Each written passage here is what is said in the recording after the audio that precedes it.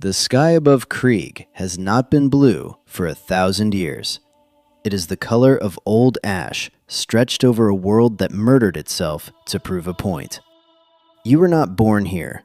You were grown in a vat beneath the surface, decanted into a bunker that never saw sunlight, and handed a rifle before your bones had finished hardening.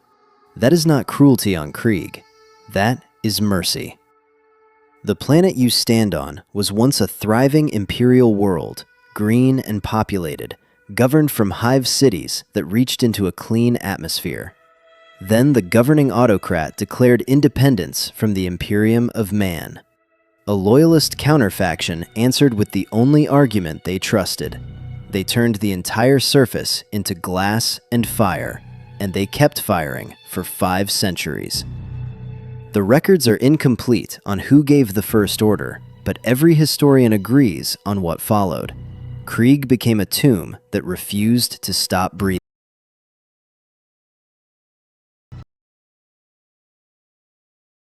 The Loyalist faction, led by a man whose name the records have deliberately obscured, responded by detonating nuclear weapons across the entire surface.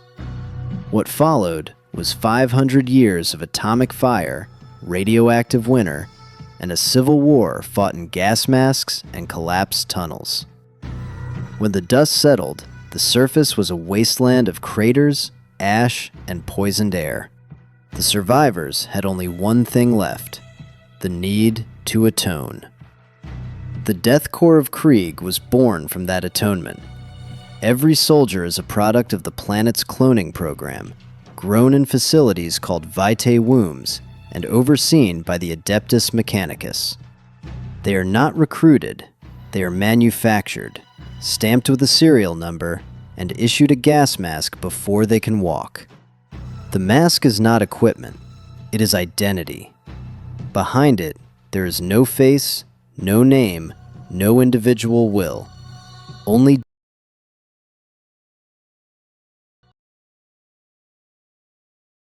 Sources disagree on how many generations have passed since the original population, but the records are incomplete by design.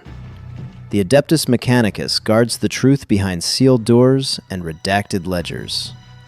What is certain is that every Krieger carries the guilt of a planet that destroyed itself to prove its loyalty. That guilt is engineered into flesh and bone, replicated in every batch, repeated without end. Life begins underground, where the air is filtered and the light never reaches. Life begins underground. The cloning facilities of Krieg operate beneath the irradiated surface, where the air is filtered and the light is artificial. A Krieg soldier's first memory is a corridor of steel and recycled air. There are no mothers here, no fathers, no families. Only the Vitae Wombs and the technicians who tend them.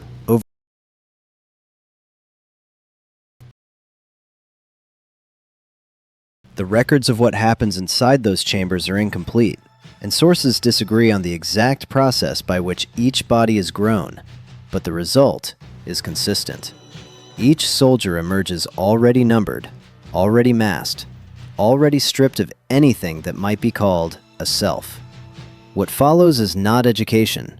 It is not training in any conventional sense. It is calibration. They have never breathed unfiltered air. They have never heard a voice that was not a command. Every hour of their existence has been shaped by purpose. The tunnels beneath Krieg are not cities. They are factories, producing soldiers the way a forge produces shells. Rations are measured. Sleep is regulated. Recreation does not exist. A Krieg soldier does not ask why. The question has been bred out over generations of cloning and conditioning. When the transport ships arrive, the soldiers board in silence. No farewell.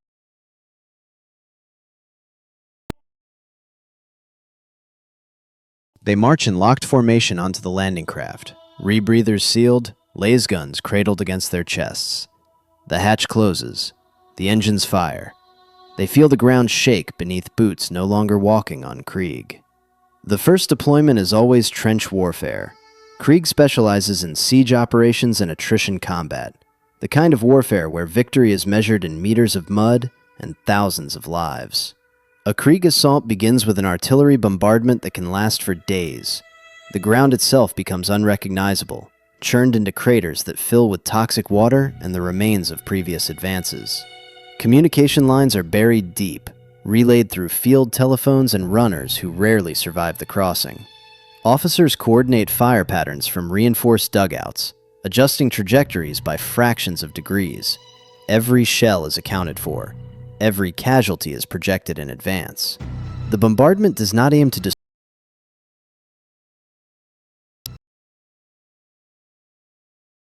Then the whistles blow. The soldiers go over the top, not in a charge, but in a march. They walk because running wastes energy. They walk because the objective is not to survive, but to advance. They walk because the man next to them is walking, and stopping would mean failing him. The entrenching tool matters as much as the laser gun. A Krieg soldier digs without rest, carving the earth into shelter, into pathway, into defense. The shovel edge becomes a blade in close quarters, where a bayonet catches on timber and a laser gun takes too long to reload. When the ammunition runs dry, he does not raise his hands. He drops to his knees and digs, because the ground beneath him is the only thing that never abandoned a man of Krieg. The entrenching tool is as important as the laser gun. Krieg soldiers dig constantly, approach trenches, communicate.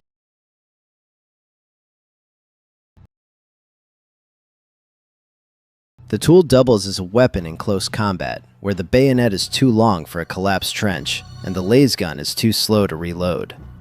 A Krieg soldier who runs out of ammunition does not surrender. He digs in and waits, because the trench is the only home he has ever known, and the only place he knows how to fight from. This refusal to break is not courage in any conventional sense. It is something deeper, something carved into the bone across generations of deliberate conditioning. And it creates a problem that no other regiment in the Imperial Guard ever faces. A problem placed squarely on the shoulders of the Commissars assigned to Krieg. Commissars assigned to Krieg face a problem unique in the Imperial Guard. On other worlds, a Commissar's job is to prevent cowardice, to stand behind the line and shoot anyone who retreats. On Krieg, the problem is the opposite. Krieg soldiers do not retreat. They do.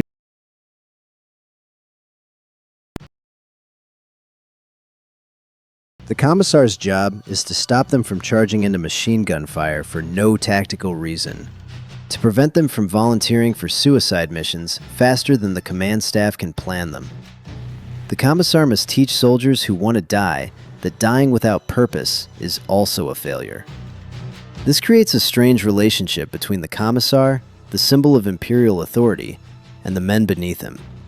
The Commissar must teach soldiers who want to die that dying without purpose is also a failure. This creates a strange relationship. The Commissar, the symbol of Imperial authority, becomes the only person on Krieg who tells soldiers to value their own lives. The soldiers obey, not because they fear the Commissar, but because the Commissar is the voice of the Emperor, and the Emperor's orders override even their desire for penance. Every order to hold position, to consolidate ground, to wait for reinforcement, runs against.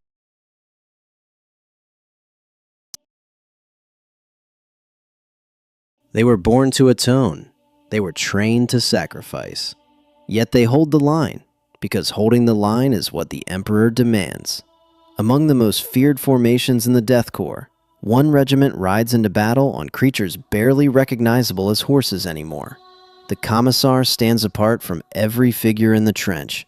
He does not share the soldiers' longing for death. He carries a bolt pistol and a copy of the Imperial infantryman's uplifting primer.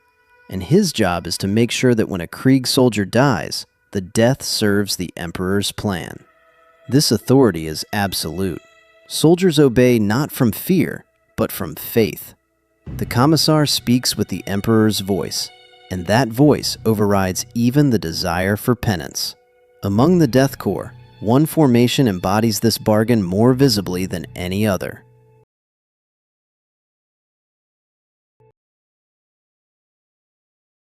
They mount animals that were once horses, bred and altered for the radioactive surface, fitted with crude cybernetic systems to survive conditions that would kill any natural creature. Each rider carries an explosive lance, a weapon built to be used exactly once. The rider points the lance at the enemy fortification, spurs the mount forward, and on impact, the warhead detonates. Whether the rider survives is not part of the plan. Whether the mount survives is not part of the plan either. The Death Riders do not expect to return. They are a weapon fired once. Each squadron is assigned a target. Bunkers, gun emplacements, breaches in the line. There is no withdrawal, no second attempt. The loss ratio is catastrophic even by Death Korps standards. But the Corps measures success in destroyed objectives, not survivors. When the charge is over and the dust settles, the infantry moves forward. Behind every Death Rider stands the real engine of Krieg's war.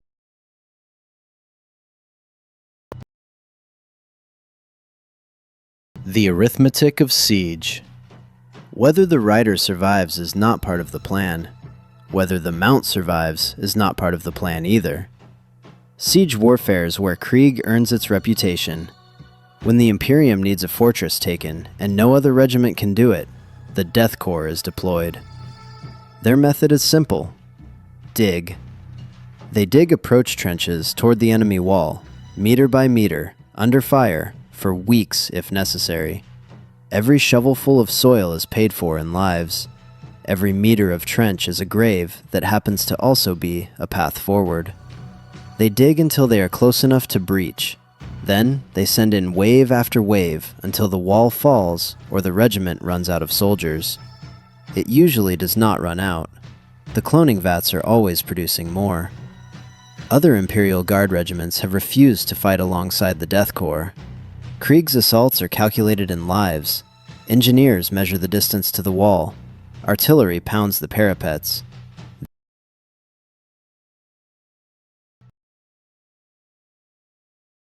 They carry gas masks, entrenching tools, and fixed bayonets. A man who falls is marked only as a loss, to be replaced.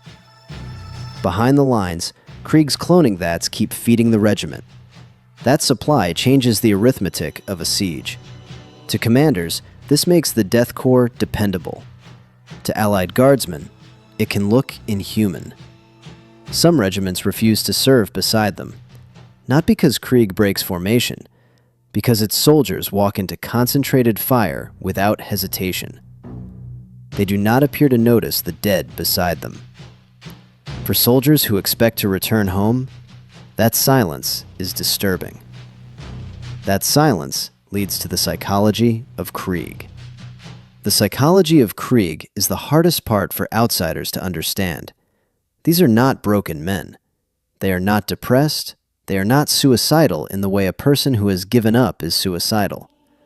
Something else drives them entirely. Krieg soldiers do not flinch under artillery fire. They do not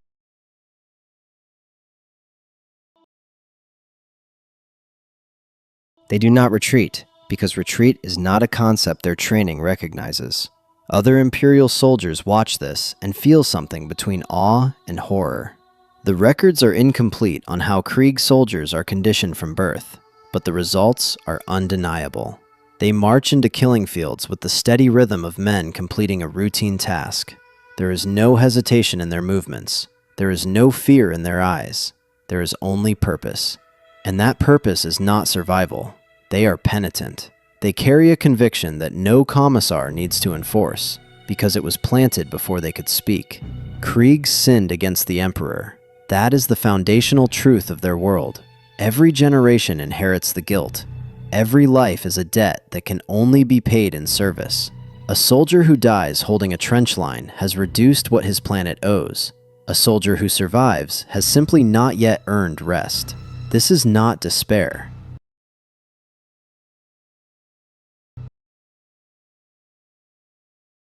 It is certainty.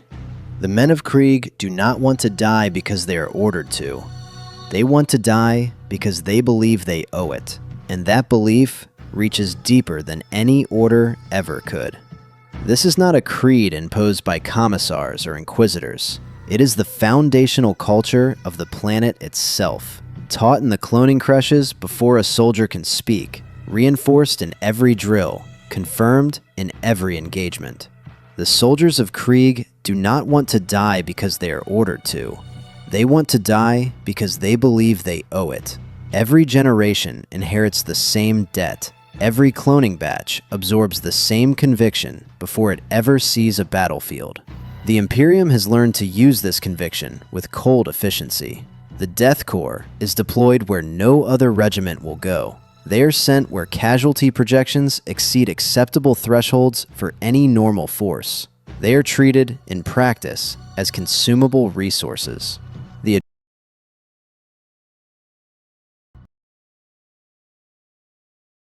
The output is too valuable. Regiments arrive on schedule, casualty replacement quotas are met, the paperwork flows, and the numbers balance. The ecclesiarchy does not condemn the cloning. The faith of Krieg is too pure, too absolute, too useful. A soldier who believes his death is sacred requires no sermon. He requires only a target. The Inquisition watches. It does not intervene, at least, not openly. Sources disagree on how deeply the Ordo Hereticus has probed the vaults beneath Krieg's surface. The records are incomplete. There are rumors that certain inquisitors have asked whether the cloning program has crossed a line that even necessity cannot justify. But those rumors, like so much about Krieg, remain buried. Rumors persist that certain inquisitors have launched quiet investigations into the cloning program. The question is whether Krieg has crossed the line that even the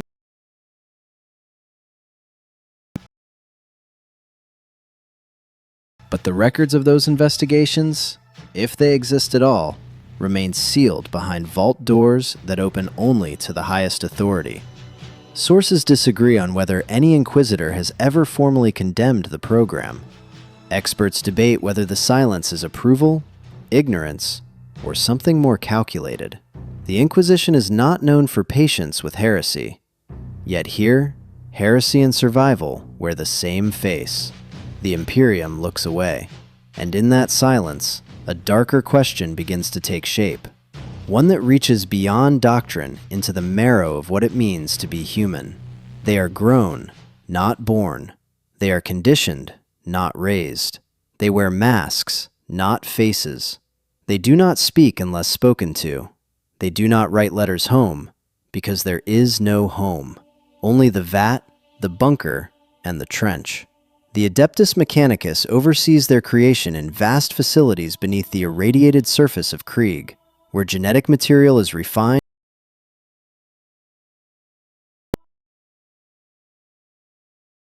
Every soldier is a product of process, not parentage. The Imperium does not ask what was lost when it replaced birth with manufacture. It asks only whether the product performs. But performance is not the same as humanity. And the evidence for that distinction does not come from the strategists. It comes from the siege lines. Fought, there are moments that do not fit the image of mindless clones. A soldier shields a wounded comrade with his own body, absorbing shrapnel meant for both. A rider guides his mount away from the infantry line before detonating, choosing to kill only himself and the beasts beneath him. A commissar files a report no one requested. His regiment sang the night before the final assault. They sang through their masks, in a language no one else in the sector recognized. The commissar did not understand the words. He wrote down what he heard anyway.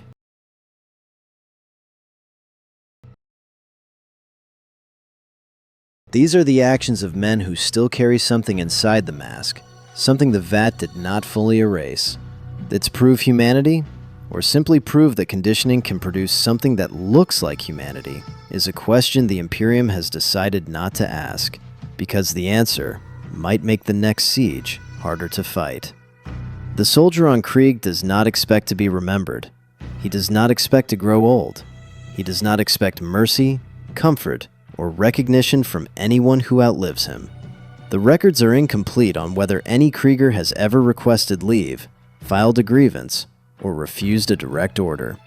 Some commissars swear they have seen exhaustion, fear, hesitation in the lines. Others insist the conditioning leaves nothing behind at all but obedience. The soldier on Krieg expects only to be issued a mask, handed to the raids. The soldier on Krieg does not expect to be remembered.